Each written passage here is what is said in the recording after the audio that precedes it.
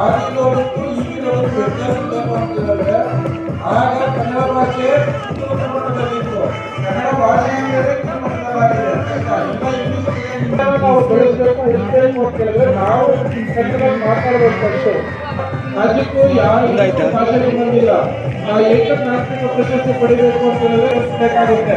ಯಾಕಂದ್ರೆ ನಮ್ಮಲ್ಲಿ ನಾವೇ ಕನ್ನಡ ಮಾತಾಡೋದಿಲ್ಲ, ಮತ್ತೆ ಬೇರೆ ತೆಲುಗು ತಮಿಳು ಅನೇಕ ಭಾಷೆಗಳು ಈಗಿನ ಯುವ ಪೀಳಿಗೆಯ ಕೈಯಲ್ಲಿದೆ ಅಂತ ಹೇಳ್ತಾ ಹಾಗೂ ನಾವೆಲ್ಲರೂ ಕನ್ನಡ ಭಾಷೆನ ಉಳಿಸಲಿಕ್ಕೆ ಕಟ್ಟಿ ನಿಲ್ಲಬೇಕು ಅಂತ ಹೇಳಿ ಅವರ ಕಿರು ಭಾಷೆ ಸಾರಿದಂತಹ ಈ ಶಾಲೆಯ ಹಳೆ ವಿದ್ಯಾರ್ಥಿಯಾದಂತಹ